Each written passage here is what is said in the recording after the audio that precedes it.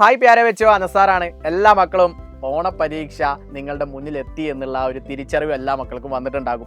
ഇനി നമുക്ക് ഒരു മാസത്തിൽ കുറവായിട്ടുള്ള സമയം മാത്രമേ ഉള്ളൂ നമ്മുടെ ഓണപ്പരീക്ഷയ്ക്ക്. അപ്പോൾ 6ാം ക്ലാസ്സിലെ മക്കൾ വളരെയധികം പ്രയാസത്തോടു കൂടിയാണോ ഈ ഓണപ്പരീക്ഷയെ നോക്കി കാണുന്നത്? അങ്ങനെ ആർക്കെങ്കിലും ഒരു പ്രയാസം ഉണ്ടെങ്കിൽ ആ പ്രയാസത്തിന് ഒന്നും ആവശ്യമില്ല. വളരെ ലളിതമായിട്ട് നമുക്ക് ഈ അധ്യയന വർഷത്തെ ഓണപ്പരീക്ഷ എഴുതാൻ വേണ്ടിയിട്ട് സാധിക്കുമെന്നുള്ളതാണ് ആദ്യം തന്നെ അനസാർ നിങ്ങളോട് പറയുന്നത്. അപ്പോൾ മനോഹരമായിട്ട് നമ്മൾ ഓണപ്പരീക്ഷ എഴുതണം എന്നുണ്ടെങ്കിൽ 2 യൂണിറ്റ് മനോഹരമായിട്ട് നമുക്ക് പഠിക്കണം.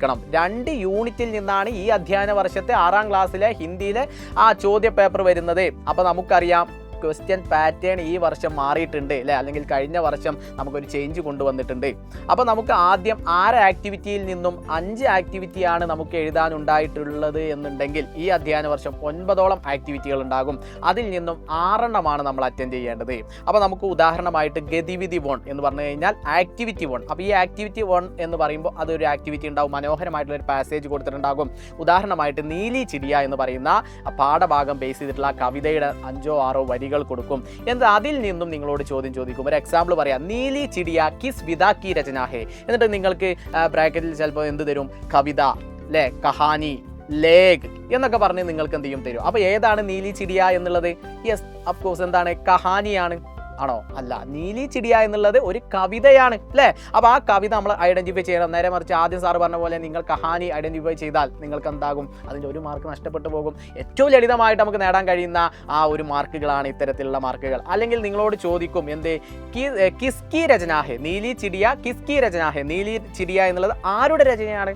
അപ്പോൾ നമ്മൾ ആരുടെ രചനയാണ് എന്നുള്ളത് നമ്മൾ എന്ത് ചെയ്യണം? ഐഡന്റിഫൈ ചെയ്യണം.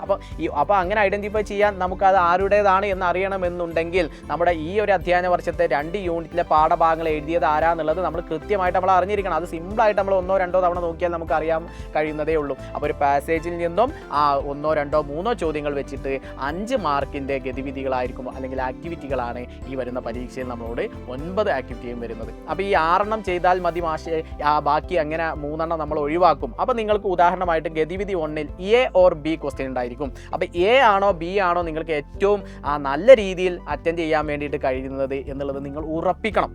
അപ്പോൾ ഉദാഹരണമായിട്ട് 1ാമത്തെ ഗതിവിധിയിൽ എ ആണ് നിങ്ങൾക്ക് ഏറ്റവും 5 മാർക്കും സ്കോർ ചെയ്യാൻ കഴിയുന്നത് എന്നുണ്ടെങ്കിൽ നിങ്ങൾ അത് സെലക്ട് ചെയ്യണം. അപ്പോൾ നിങ്ങൾ ആൻസർ ഷീറ്റിൽ എഴുതുമ്പോൾ ഗതിവിധി 1 എ എന്ന് പറഞ്ഞിട്ട് എന്ത് ചെയ്യണം? അതിൻ്റെ ആൻസർ എഴുതി വെക്കണം.